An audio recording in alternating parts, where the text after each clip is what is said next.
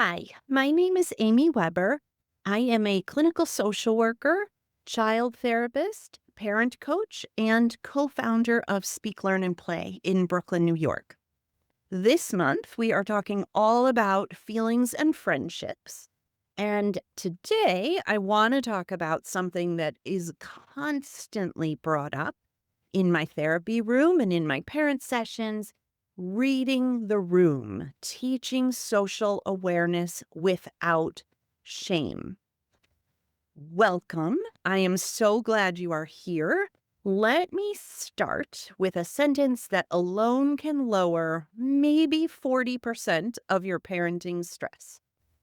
Social cues are not common sense, they are learned. And for neurodivergent kids, they often have to learn social awareness the way someone learns a second language, slowly, explicitly, and with lots of repetition. So if your child talks too much or too little, misses when someone is bored, doesn't notice when a friend is annoyed, stands too close, walks away mid conversation, or reacts too big to small moments, those are not character flaws. That is a skill that is still under construction.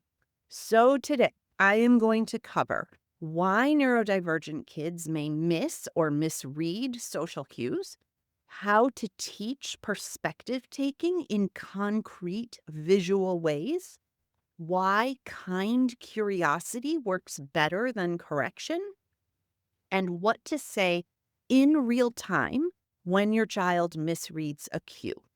So let's jump right in. Why are neurodivergent kids missing or misreading social cues? Social situations are fast, they are layered, and they are full of invisible information.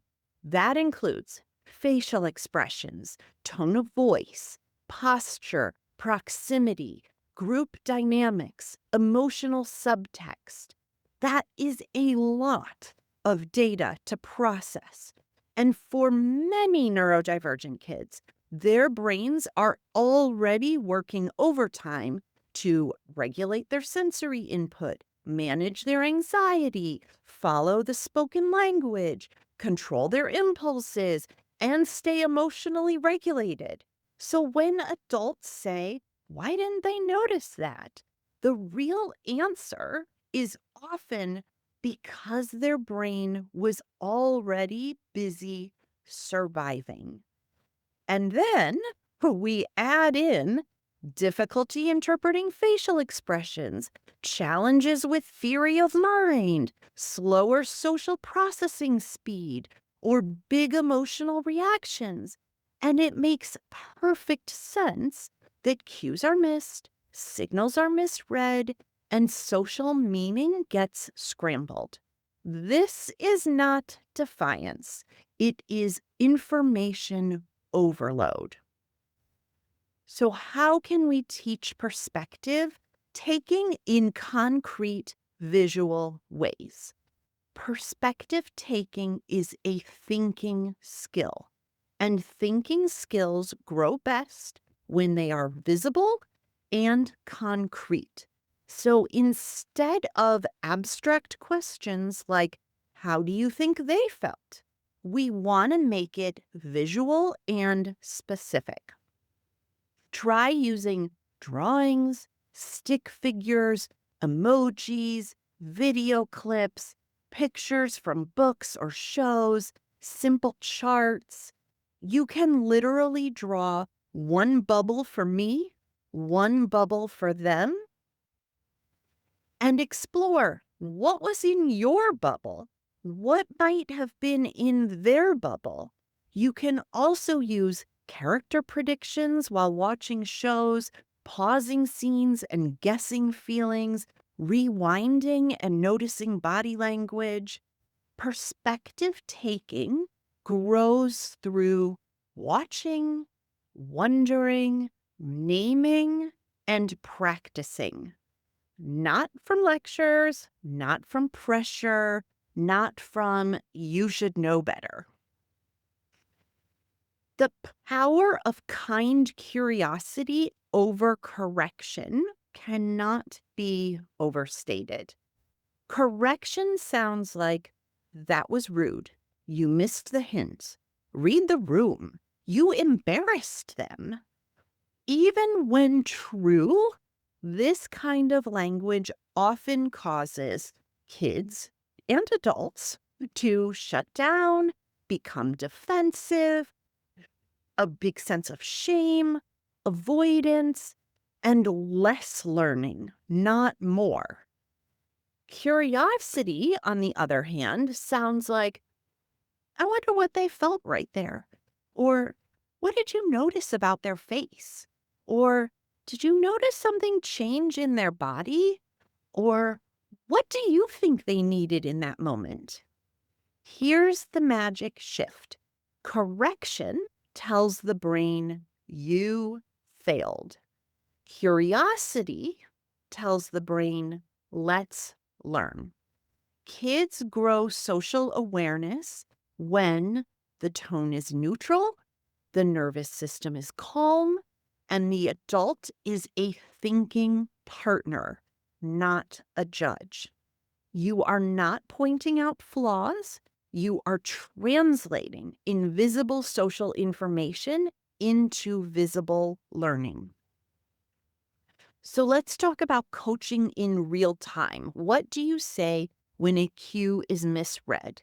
This is the part that parents want most. What do I say in these moments? So let's take a look at a few common scenarios. Scenario number 1.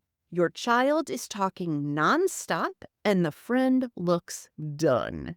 Instead of, stop talking, you're being annoying, try, pause for 1 second. What do you notice about your friend's face? What do you think their body is telling us right now?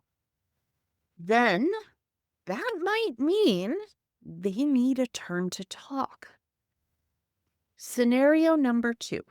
Your child keeps following a peer who is pulling away.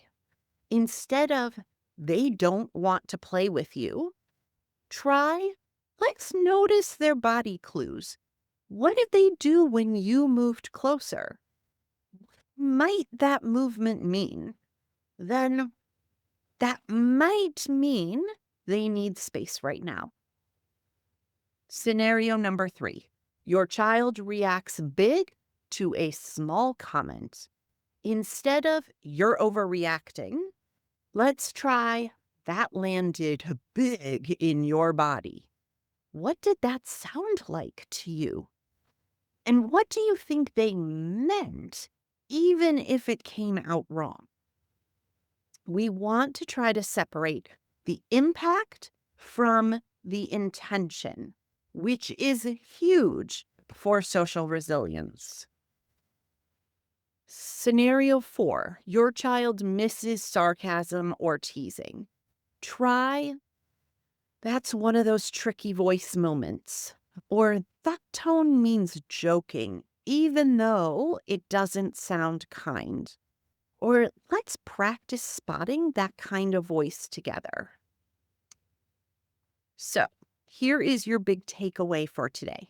Social awareness is not instinct. It is instruction plus safety plus practice. Your child doesn't need sharper correction or more pressure or constant fixing. They need translation, patience, repetition, and an adult who says, let's figure this out together. Every time you respond with curiosity instead of criticism, you are teaching emotional safety, flexible thinking, and real, lasting social awareness. And that is the kind that actually sticks. Thank you so much for tuning in, and we will see you soon.